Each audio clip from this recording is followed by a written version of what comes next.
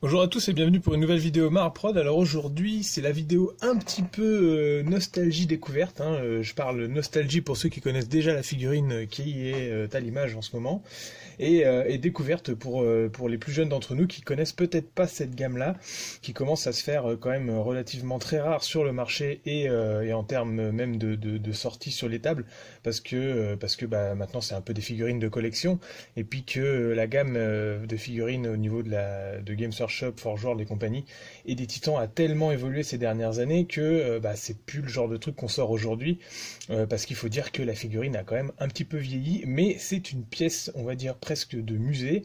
Celle-ci a plus de 30 ans, et du coup je suis content de l'avoir en ma possession pour le moment, hein, parce que c'est une commande, et du coup de pouvoir travailler dessus, et de la confiance que le client qui me l'a donné m'a porté.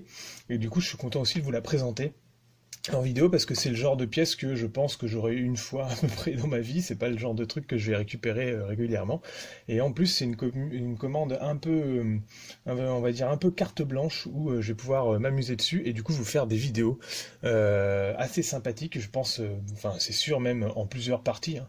Il y aura au moins 3 parties sur cette figurine-là parce qu'en fait la commande est déjà en 3 parties, c'est-à-dire qu'il faut avant que je la répare, parce qu'il manque quelques pièces et certaines sont en train de céder.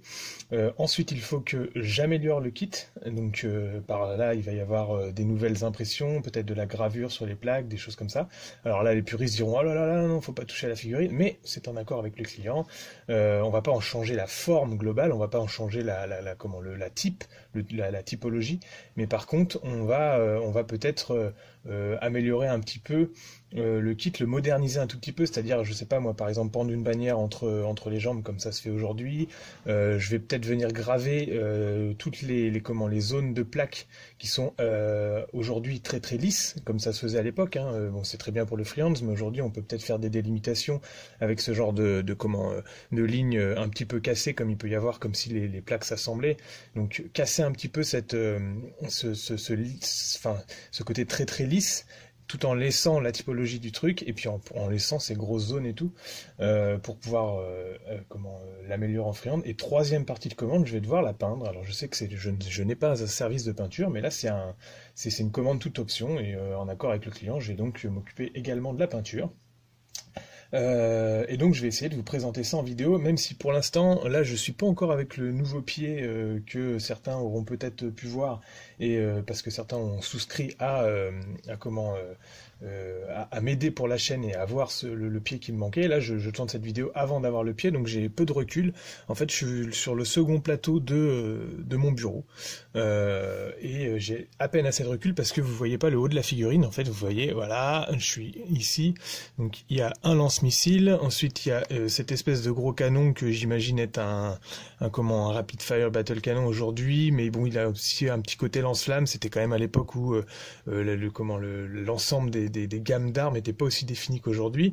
Il a le gros gantelet qui est franchement plutôt pas mal, hein. Il est encore plutôt bien pour le design on va dire de cette époque. Je trouve plutôt cool, même si aujourd'hui il y aurait beaucoup plus de détails. Et puis après, bah, le reste c'est vraiment le Titan dans son jus, on va dire, hein, avec une peinture assez sommaire que je vais devoir améliorer. Je peux pas vous dire à quelle maison il appartient, parce qu'en fait les haches aujourd'hui ça a changé un peu. Alors il est à la fois bleu et or aujourd'hui là, et cette livrée pourrait correspondre à la fois à une maison, donc en bleu et or, mais les haches pourraient correspondre à une autre, donc du coup c'est un peu mélangé. Et d'ailleurs au niveau de ces haches là, il y en a, enfin, en fait, il y en a un peu beaucoup, je trouve, et donc dans l'amélioration du kit, je vais certainement devoir en enlever un petit peu, tout en laissant pour qu'on continue à savoir que c'est le kit d'origine, mais je sais pas. En fait, la sculpture des haches ne correspond pas très très bien. Je sais pas si on peut faire un zoom. Hop là, je vais vous approcher le truc, ça va être plus simple. Voilà, comme ça à la main. En gros, la sculpture de la hache, fait très manuel, comme si on l'avait fait à la main, alors que le reste fait pas numérique, parce qu'à l'époque je pense pas que c'était encore en numérique. J'imagine que ce kit-là, c'était... Alors, pour ceux qui connaissent pas l'histoire, cette société s'appelle Armorcast, elle n'existe plus, c'est l'ancêtre de Forge World. Elle n'existe plus dans le sens où elle fait plus de figurines pour Games Workshop, mais elle existe encore dans le sens où maintenant elle s'appelle Armorcast Tabletop Terrain, quelque chose comme ça, mais elle n'a plus la licence pour Games Workshop, donc elle ne fait plus de figurines en rapport avec les univers Citadel, Games Workshop, Warhammer 40 000 et compagnie.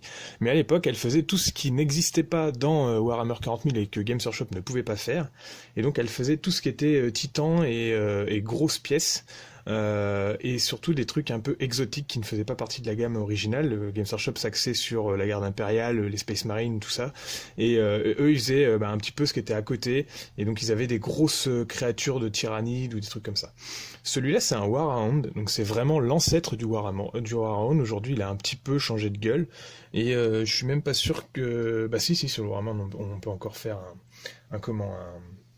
on peut mettre un lance-missile, mais je veux dire au niveau de la gueule, il ressemble presque plus à un Reaver. Bon voilà, c'est un petit peu mon sentiment. Et donc voilà, c'est intéressant d'avoir cette pièce en main. Et donc Armorcast, vous pouvez aller voir, vous pouvez encore en choper quelques-uns sur eBay, mais franchement ça commence à tabasser sévère, et puis bon c'est vrai que les figurines ont vieilli. Pareil au niveau du socle, je pense que je vais devoir certainement l'améliorer un petit peu, le refaire. Alors désolé pour la luminosité, c'est un petit peu sombre, je vais pouvoir améliorer un tout petit peu ça, excusez-moi, pouf. Voilà. Et donc du coup c'est ce que je disais, j'ai pas encore le pied qui me permet de filmer avec assez de recul pour être dans de bonnes conditions, donc là je suis un petit peu sur le côté et voilà, mais j'espère que cette série de vidéos commencera à filmer avec le nouveau pied pour que on puisse avoir une bonne qualité autant pour vous que pour moi. Donc là en premier lieu ce que je vais devoir m'atteler à faire c'est vraiment la réparer, parce que je sais pas si vous avez vu mais en fait ce bras là n'est pas censé être dans cette position là et il est en train de céder là, vous voyez il bouge. Il est en train de céder au niveau de la masse de résine, c'est vraiment une masse de résine. Ces figurines, à la base, elles étaient produites sur les modèles de Epic. En fait, ils faisaient que grossir. Epic, c'était, pour les plus jeunes d'entre nous qui ne connaissent pas, c'était une échelle de figurines un petit peu plus petite qui correspondrait plus ou moins aujourd'hui à tout ce qui est les ressorties Adeptus Titanicus et compagnie. Et également le jeu volant dont j'ai plus le nom en tête en ce moment, là, Aeronautica Imperialis, c'est ça, c'est revenu. Et donc qui permettait de faire des grosses parties à énormément de points, avec énormément d'armées, mais à plus petite échelle. Et bah pour faire ça, Armorcast ils sont basés sur les designs Epic et ils les ont grossis. Je sais qu'il existe ce qu'on appelle des pantographes qui servent à reproduire des dessins quand ils sont petits. Vous tenez un stylo avec un système de bras et du coup, vous repassez les traits du dessin en petit sur un côté, et le bras qui est à côté, il le refait en plus gros. Et ben, il existe la même chose pour les sculpteurs. Pour ceux qui ont acheté fin 2019 la rétrospective de tous les White Dwarfs en bouquin un peu de luxe, là, on voit à un moment comment a été créé le volant Eldar. Et donc c'est pareil, en fait ils faisaient des maquettes à échelle 1, sculptées à la main, poncées, gravées et tout ça. Et puis ensuite avec un pantographe de sculpture, ils retraçaient à la main les trucs et puis c'était regravé sur une plus petite échelle. Et ben là, c'est possible de faire l'inverse, c'est-à-dire de partir sur une petite échelle et de la grossir. Et je pense que c'est ce qui a été fait. Et puis ensuite, il y avait quelqu'un qui s'occupait de resculpter ça à la main au niveau des haches, par exemple. Mais comme on n'a pas les techniques et les pattes qu'on a à l'heure actuelle aujourd'hui, forcément la figurine 30 ans après elle paraît un peu avoir vieilli. Au niveau des emboîtements, c'est quelque chose qui est très simple, c'était une figurine qui était faite pour être assemblée facilement et assez rapidement et assez facilement transportable, on va dire. Donc du coup c'est que des grosses masses de résine. Là si je l'enlève, vous voyez c'est carrément un gros socle comme ça. Donc là je vous disais qu'elle avait plus de 30 ans, on a bien le sigle, voilà, je peux l'approcher à l'écran.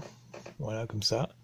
Donc on a bien le cycle Armorcast avec la lumière, vous verrez, copyright 1988. Donc à cette époque-là, j'étais déjà né, mais pas de beaucoup. Games Workshop, donc il y a quand même la licence Games Workshop, mais fait par Armorcast. Et il y a même une petite gravure, donc là on voit que c'est fait à la main, de Mike Biassi, donc qui était le designer qui à l'époque faisait les titans pour Armorcast. Mike Biassi, il avait son propre studio. Il est plus en activité aujourd'hui, mais il bossait pour Armorcast en fait. Et donc vous voyez, c'est des gros tenons comme ça qui vont s'emboîter ici là dans la coque, et puis le reste de la coque est creux. Alors hop, je vais vous le bouger comme ça. Voilà. Et puis la personne qui s'était occupée du montage à l'époque avait rajouté des gros clous. Alors là, vous voyez pas à cause de la lumière, mais voilà. Donc des gros clous, des boulons, enfin vraiment c'est boulonné d'un seul tenant. Mais aujourd'hui je ferai pas forcément autrement parce qu'il y a besoin pour bloquer ces grosses pièces de résine d'avoir ce genre d'assemblage avec des grosses tiges. Donc je serai certainement aussi à la tige filetée et aussi ça. Donc là moi je vais pas modifier le système de montage qui a été fait à l'époque. Je vais certainement améliorer le socle qui pour l'instant est en gros gravier avec un socle de bois. Je vais peut-être carrément l'enlever pour faire quelque chose de plus qualitatif et puis peut-être plus en accord avec ce qui se fait aujourd'hui. Encore à notre époque, il n'y a rien qui est décidé au niveau des socles de titan. Vous faites ce que vous voulez, soit vous les mettez sur deux socles séparés au niveau des pieds, soit vous les mettez pas sur des socles puisqu'ils n'existent pas dans le commerce, ou soit vous mettez sur un gros socle. Mais aujourd'hui, on fait quand même des socles qui sont plutôt ovales, et à la découpeuse CNC, je vais pouvoir faire quelque chose d'ovale, et puis avec les pentes qui vont bien pour Games Workshop, ce qui sera mieux qu'une planche de bois un petit peu arrondie sur les côtés. J'ai aussi un pied à refaire, un bout d'orteil à faire. Vous voyez ici, il y a l'orteil qui manque, et donc je vais devoir refaire ce système-là. Alors peut-être en impression 3D, avec un petit peu de ponçage à la main, on verra comment je vais faire. Et puis le reste, ça sera de l'amélioration. Alors voilà, je vais essayer d'effacer un petit peu ces lignes de moulage qui ont été laissées, peut-être réparer un peu les pics qui sont cassés là comme ça, et puis forcément changer ce bras. Alors bon, les puristes diront ah non, faut surtout pas toucher ce genre de kit. Là, on s'est mis en accord avec le client pour améliorer le truc. Il voulait quelque chose qui puisse à la fois servir de figurine de collection, mais qui puisse encore le sortir sur les tables, et donc du coup l'améliorer pour qu'il corresponde plus un peu aux gammes actuelles. Donc voilà, j'espère que ça vous aura plu au moins de découvrir ce kit avec moi. Et puis alors déjà on va voir ce qui... Je pense que je peux le casser. Malheureusement, il va venir. L'idée, ça va être aussi de... Ça tient quand même, mais peut-être parce qu'il y a eu un tout demi. Mais en gros, ça va être déjà de corriger ça, de le renforcer, et puis peut-être d'améliorer sa pose, donc c'est-à-dire le mettre plus en avant. Je verrai comment je vais voir. Donc ça va peut-être demander de le tronçonner, parce qu'en fait, toute cette partie-là est pour moi fixe. Et donc du coup c'est la rotule ici qui bouge. Donc si je bouge la rotule comme ça et que cette rotule là elle est changée au niveau des épaules, pour moi ça fera bizarre. Donc je vais certainement retronçonner le bras pour laisser cette pièce fixe là. Et en plus ça n'en sera que plus solide. Alors elle avait peut-être déjà été réparée. Je vois une tige, ce qui fait que... Voilà. Ah, et il y a ça qui bouge. Je découvre en même temps que vous, c'est quelque chose que j'ai jamais monté. Donc voilà, ouais, c'était des grosses pièces comme ça à emboîter directement. Donc celle-là, elle avait été un tout petit peu mal collée, donc du coup elle est sortie toute seule. Il y a encore l'Armorcast Copyright Games Workshop LTD gravé à la main. On sent que c'est gravé à la main dans la résine, donc c'est marrant de voir ça. Vous voyez, j'approche un tout petit peu, faire jouer la lumière. En tout cas, j'espère que ça vous intéresse de découvrir ce genre de kit. Je pense que il y a beaucoup de youtubeurs qui... Ah voilà. Donc voilà, ouais, c'était un clou qui avait été mis directement. Donc là, par contre, moi, je serais plus à la tige filetée. Je vais pas m'amuser à refaire ça. Et puis, pour la réparation, on va y aller au milliput. Et puis, on va relisser tout ça tranquillement. Et ça devrait le faire. Donc ouais, ça avait brisé, on sent que la résine...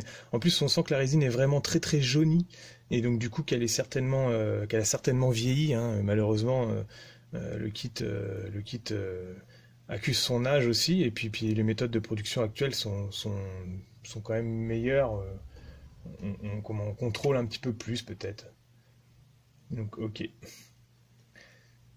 Voilà, j'ai cassé un bras de Titan Armorcast, je suis content de moi. Mais donc j'espère que ça vous intéressera de voir cette petite série. En tout cas, voilà, c'était une mini vidéo présentation du Titan Armorcast et un petit peu de torture. Désolé mon petit. Et j'espère que ça vous plaira de voir cette série.